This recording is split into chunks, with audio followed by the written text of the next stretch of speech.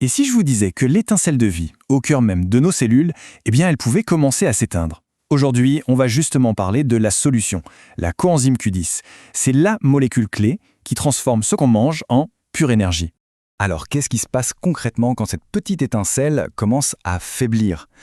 C'est comme une crise énergétique, mais à l'intérieur de nous. Vous savez, ce fameux coup de fatigue permanent, que beaucoup de gens ressentent sans jamais vraiment piger d'où ça vient. Franchement, qui n'a jamais vécu ça? On a l'impression de tout bien faire, on mange sainement, on essaye de bien dormir, et pourtant rien à faire. L'énergie n'est juste pas au rendez-vous. C'est comme si notre batterie interne disait « Non, désolé, je ne me recharge plus ». Et si en fait, le problème, ce n'était pas le carburant qu'on met dans le moteur, mais plutôt l'étincelle qui est censée l'allumer? Eh bien, c'est exactement là, à ce moment précis, que la coenzyme Q10 entre en scène.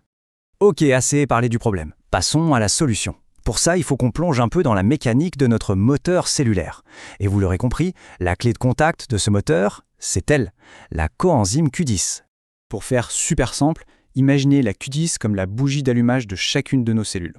Pas de bougie, pas d'étincelle. Pas d'étincelle, pas de démarrage. Donc, pas d'énergie. C'est vraiment elle qui lance tout le processus pour créer cette fameuse molécule d'énergie dont on entend toujours parler, l'ATP. En gros, la chaîne de production, elle est assez simple à visualiser. On mange, ça c'est le carburant. À l'intérieur de nos cellules, on a les mitochondries, qui sont les moteurs. Mais pour que le moteur démarre et utilise le carburant, il lui faut quoi? L'étincelle. Et ça, c'est le rôle de la CoQ10. C'est elle qui donne le coup d'envoi pour produire la puissance, notre ATP. Bon, là, on arrive à la partie qui fâche un peu.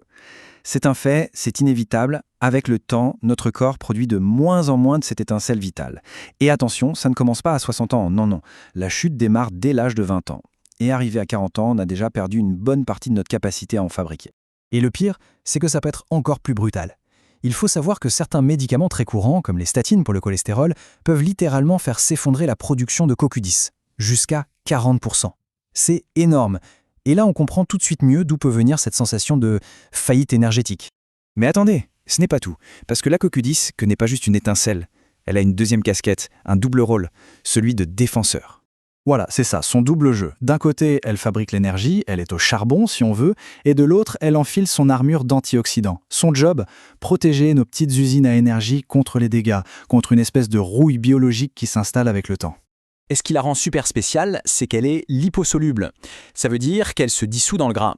Et pourquoi c'est important? Parce que ça lui permet de se faufiler là où beaucoup d'autres antioxydants, comme la vitamine C par exemple, ne peuvent pas aller. Elle va protéger le cœur même de nos cellules, leur membrane grasse. Donc en résumé, elle produit l'énergie et elle protège l'usine qui la produit. C'est le couteau suisse de la cellule, l'agent de maintenance ultime si vous préférez. Allez, on passe à du concret. Si jamais l'idée de la supplémentation traverse l'esprit, il y a un truc crucial à comprendre. C'est qu'il existe deux formes de CoQ10 et elles ne se valent pas du tout. L'ubiquinone et l'ubiquinol. La différence est en fait très simple. Pensez à l'ubiquinone comme une sorte de forme en kit. Le corps la reçoit, mais il doit encore l'assembler, la convertir pour pouvoir l'utiliser. L'ubiquinol, à l'inverse, c'est la version déjà montée, prête à l'emploi. Forcément, l'absorption est bien meilleure. La différence est vraiment énorme. Et ce choix devient de plus en plus important avec l'âge. Pourquoi? Parce que justement notre capacité à faire cette conversion, à monter le kit d'ubiquinone en ubiquinol, elle diminue avec les années. C'est pour ça que passé 40 ans, on dit que l'ubiquinol, c'est la référence absolue, le fameux gold standard. Bon, maintenant qu'on a les bases, on passe à la stratégie. La stratégie régène. Concrètement, comment on fait pour optimiser cette fameuse étincelle? Alors oui, bien sûr, on peut en trouver dans l'assiette. Les meilleures sources, ce sont les abats, genre le cœur ou le foie, ou encore les poissons gras. Mais soyons honnêtes, il faudra en manger des quantités assez énormes pour avoir un vrai impact. Les apports via l'alimentation seule, ça reste assez modeste. Et là, attention, point super important, peut-être le plus important si on se supplémente. La CoQ10 est liposoluble. Ça veut dire que si on la prend sans un peu de gras à côté, un filet d'huile d'olive, des oméga 3, peu importe, elle ne sera pas absorbée. C'est comme jeter son argent par les fenêtres, ça rentre et ça sort direct, sans aucun effet.